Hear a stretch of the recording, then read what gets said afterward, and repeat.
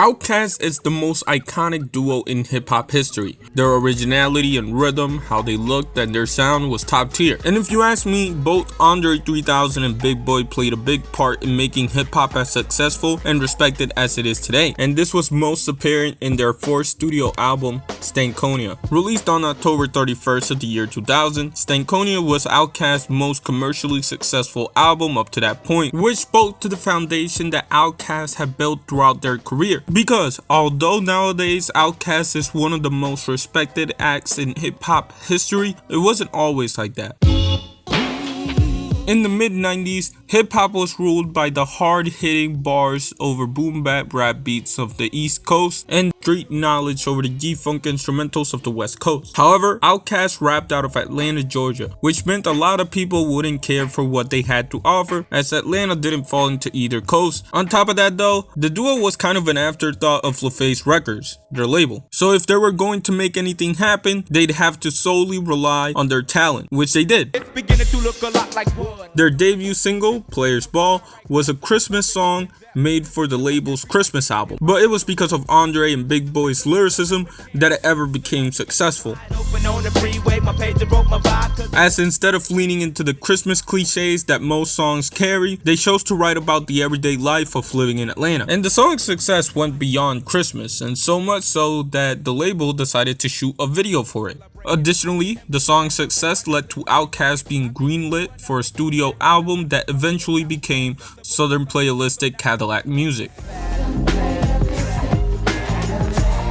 The album had great reviews among critics, and commercially the sales of the album grew over time. You'd think that because of this, Outkast would have the respect of everybody in hip-hop, but that wasn't necessarily true. At least on the night of 1995 Source Awards, because after Outkast won the New Artist of the Year award for groups, they got booed. Now looking back, of course they should have won. Who else would have won it? Bone Thugs? Of course, I should mention that the crowd was biased because they were in New York, and in the middle of the East Coast West Coast beef, that crowd wanted all the awards. So Outkast snatching one away from two East Coast based groups, it made them mad. And although being booed like that could ruin a career, for Outkast, it only made them legendary. I want to say what's up to New York, you know what I'm saying, because we from down south. You know what I'm saying? There's New York up in this, you know what I'm saying? Are y'all in here? You know what I'm saying? This y'all city. You know what I'm saying? We just want to say, you know what I'm saying? We'll say what's up to all the original MCs out there, people like that who got their own stuff. So what's up, Dre? Yeah, first of all, you know what I'm saying? We want to thank God, just, you know what I'm saying, dead serious, because if it weren't for him, you know what I'm saying, we wouldn't be here. But it's like this, though. I'm tired of folks, you know what I'm saying? The closed-minded folks, you know what I'm saying? It's like we got a demo tape and nobody want to hear it, but it's like this, the South got something to say. That's all I got to say. And Andre didn't lie, because a new generation of Southern artists would make their presence felt in the late 90s, including, of course, Outkast. Around you, your mama and your cousin. With the release of AT-Aliens and Aquemini, Outkast's popularity only grew. They were both highly successful albums that showed what made Outkast special, showcasing the unique flow that Big Boi had to offer as well as the creativity that Andre 3000 had. And people were taking note with the success of songs like Elevators and Rosa Parks. By the end of the 90s, it was clear that Outkast were superstars. They had gained the respect of all hip-hop fans, critics loved them, and they also had the respect of legends in hip-hop. However, the success that the duo had up to this point, Stankonia would have that and more. With Stankonia, Outkast became bigger than hip-hop. They leaned into a mainstream sound that they hadn't really touched before, and although to some of you that might sound like a negative, don't let that make you think that Outkast went pop, because although some of the songs are pop, they are Outkast type of pop. Best example of this is the lead single for the album, B.O.B. B.O.B. as in Bombs Over Baghdad, not that one rapper from 2010. And I know you might be wondering, why Bombs Over Baghdad? And it doesn't really mean anything. Andre just thought it sounded cool because he heard someone say it. But if there's anything that just incredibly popped off in the history of music, the instrumentation of this song is that thing that popped off. There's like 5 genres coming in together into one track in very subtle ways that hit you right in the face. I just feel like you'd have to try really hard to hate this, especially with the verses from Andre 3000 and Big Boy. Andre is out here inventing words with insane imagery that match the energy of the beat. But his verse evolves and becomes more than that, because on the second half of the verse, he talks about actions and them having consequences, which is something that some people really need to hear. Like, your actions do have consequences. It's crazy. If that isn't your thing, however, Big Boy also has some cool lyrics about being cool. Considering Big Boy's flow is always like high paced, him pulling it off on this track is insane to me. Again though, Big Boy's verse is just pure fun. He's talking about Taco Bell, he's shouting out his son and his daughter. It's just great. Son on the way by the name of Bamboo, got a little baby girl for a year, Jordan. The thing about this song that's most interesting though is that after 9/11 the song became political, despite Outkast insisting that it isn't political. And it's insane because you still see people that think this is about the war or whatever when it was released before 9/11. But hey, going back to this song, don't pull the thing out unless you're playing a bang. It's a certified bar. And songs like this could be found throughout Stankonia, like on Gasoline Dreams. An explosive track built on an electric guitar, which you never really see in general, where you can really see the energy of these two just poured throughout the track. You also got songs like Gangsta Shit, which aren't as explosive but keep the same energy.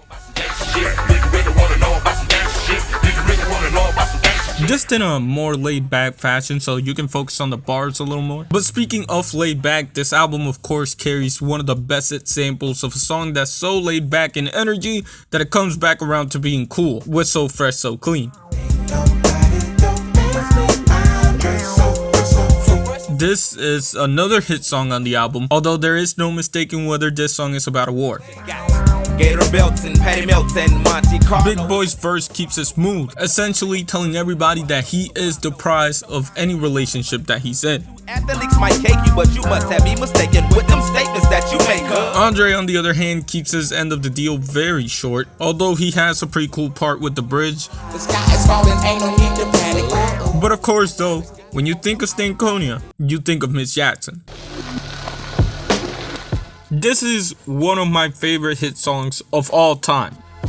Yeah, this one right here goes out to all the babies, mamas. It's a song about what it means to love forever. Forever, forever, ever, forever, ever. And whether or not that's even possible.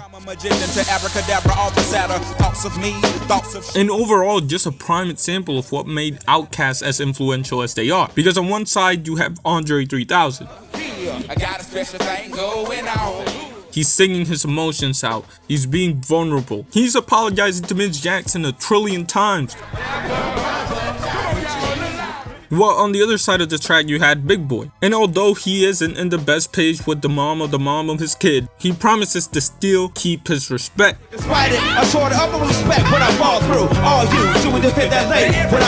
Although he kind of loses his cool too at the end of the track.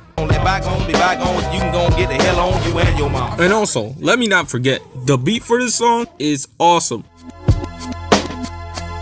So I'm editing the video, right? And I just found out that this song actually samples the marriage song. The dun dun dun dun. I hope that's the actual marriage song. I don't know, I'll play a clip. Yeah, this one right here goes out to all the babies, mamas. Isn't that crazy? Like, come on, bro. That's fire.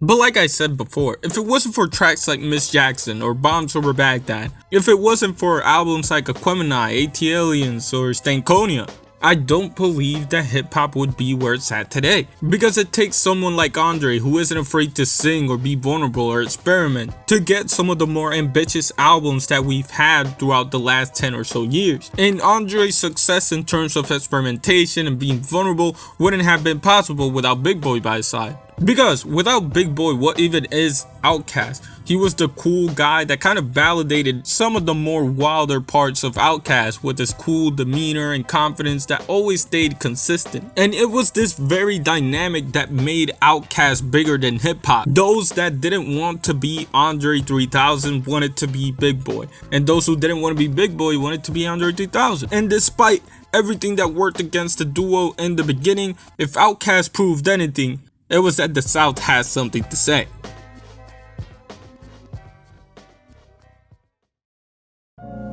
To be honest with y'all, this was one of my favorite videos to make. I didn't get into Speaker Bots and The Love Below just because like that's more individual albums, and I felt like it was more fun to talk about Outkast as a collective rather than the individuals itself. But with that being said, shout out to me, shout out to Jay Dilla, and I'm gonna let the outro roll.